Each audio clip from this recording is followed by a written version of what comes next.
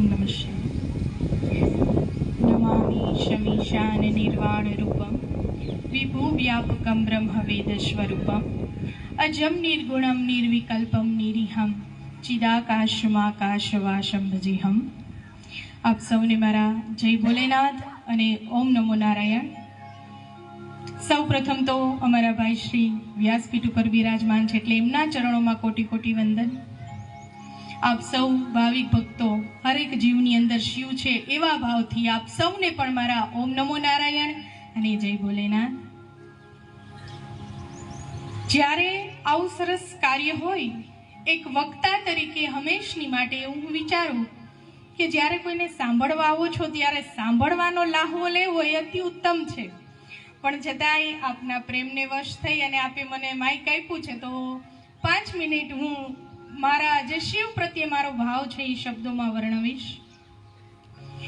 પણ છતાંય આપ સૌ બહુ ભાગ્યશાળી છો કે ભાઈ જ્યારે આવ્યા પધરામણીમાં ત્યારે એમને મને વાત કરી કે અહીંયા રામકથા ભાગવત કથા આ બધું થઈ ગયું છે ને હવે જ્યારે મહાદેવ આપના આંગણે આવ્યા છે એનો અર્થ એ થયો કે ત્રિવેણી તો તમારે અહીંયા જ છે।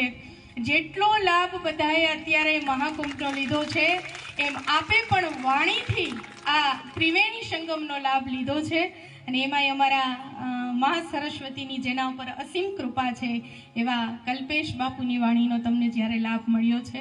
ખૂબ નાની ઉંમર છે, ખૂબ ભક્તિથી ભરેલા અને એમની પેઢીઓમાંથી જે અમારામાં લોહીમાં હોય એમ એમની પેઢીઓમાં અને એમની વાણીમાં તમને દેખાય કે કેવું એમનું જીવન, એમની વાણી અને એ બધા જના કારણે તમને જે આ 7 દિવસનો અનુભવ રહ્યો હશે બાપુનો કે જે હું અને તમે પણ શબ્દોમાં ન કહી શકો કે સાંભળવાથી તમને કેવો આનંદ આવ્યો હશે।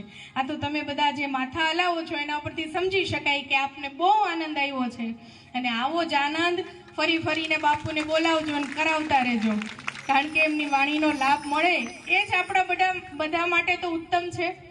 કારણ કે ઘડી પલકી ખબર નહીં કરે કલકી બાત જીવ પર જમણા ફિરે જેમ તેતર પર બાજ। ઘડીકની એ ખબર નથી, જ્યારે સમય મળે ત્યારે ઈશ્વરનું નામ ભજી લેવું, આનું નામ જ સત્સંગ।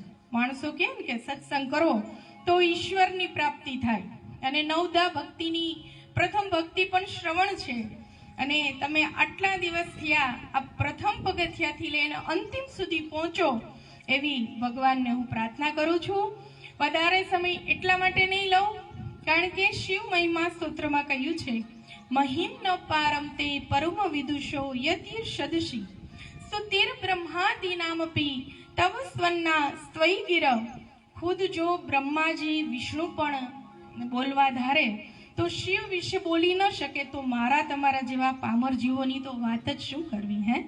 એટલે શિવ એ તો નિરાકાર છે, મનોબુદ્ધિ અંકાર ચિત્તાની નાહમ, એના વિશે બોલવું જ શું? જે શબ્દોનો દાતા છે, જે સંગીતનો દાતા છે, ઓમમાંથી આખી સૃષ્ટિની વ્યાપ્તિ છે, તો આવા નિરાકાર તત્વ વિશે શું બોલી શકાય? જ્યાં આપણી મતિ પૂરી થઈ જાય ત્યાંથી ભગવાનનો વિચારવાનું શરૂ થાય તો આવા અલ્પમતિવાળા વિશેષ તો મહાદેવ ઉપર શું બોલી શકે? પણ એટલું ચોક્કસ કહી શકાય કે હે નિરાકાર, હે ઓમકાર તત્વ, હે શિવ તત્વ, અમે જે કાંઈ અમારી કાલી ઘેલી ભાષામાં આ શિવ પુરાણ અંતર્ગત આટલા દિવસ અમે જે સાંભળ્યું, જે શ્રવણ કર્યું છે એનું મનન અને છેલ્લે નિધિધ્યાસન, આ 3 જ્યારે પ્રથમ દિવસ વિદ્વેશ્વર સંહિતા 7 સંહિતા બાપુ હમણાં જ્યારે હું આવી ત્યારે મેં સાંભળ્યું કે 7 સંહિતા આજે અર્પણ કરવા જઈ રહ્યા છે, 24,000 શ્લોક છે। તો એની શરૂઆતમાં જ કીધું છે કે બધા સાંભળવા સક્ષમ નથી, બધા બોલવા સક્ષમ નથી, તો આવા જીવો ભગવાનને કેમ પામી શકે? જે શ્રવણ મનન અને નિધિધ્યાસન ન કરી શકે તો એ શિવ તત્વને કેમ પામે? તો કે શિવલિંગની પૂજા અને પાર્થિવ લિંગની પૂજાથી ભગવાનને પામી શકાય। મંદ બુદ્ધિનો જીવ પણ જો શિવલિંગ ઉપર અભિષેક કરે તો એને પણ ભગવાન બુદ્ધિ આપે છે। તો આના જેવો ઓઢાર દાનીને છે મહાદેવ, આનાથી મોટો દાતા દુનિયામાં કોઈ છે જ નહીં। અને માંગી માંગીને 2 હાથવાળા પાસે શું માંગવું હે? માંગવું હોય તો 1000 હાથવાળા પાસે ન માંગીએ। એટલે આવી સરસ આપણને વિચાર આવું સરસ શ્રવણ કરવાથી જે સારા વિચારો આવ્યા એ જીવનમાં ઉતરે, બસ એ જ ભાવની સાથે મારા શબ્દોને વિરામ આપું છું. અવાજ થોડોક બેસી ગયો છે, તબિયત સારી નથી, પણ છતાંય અમારા ભાઈનું તેડું હોય ને અને હું ન આવું તો મને અધૂરું લાગે. એટલા માટે ભાઈના જે સરસ કાર્ય છે આપ સૌનું, અને આમાં ઉત્તરોત્તર પ્રગતિ થતી રહે, આપને પણ વિશેષ લાભ મળતો રહે એ આશીર્વાદ છે. મહાદેવના ચરણોમાં વંદન છે. મારા શબ્દોને વિરામ આપું છું. જય ભોલે.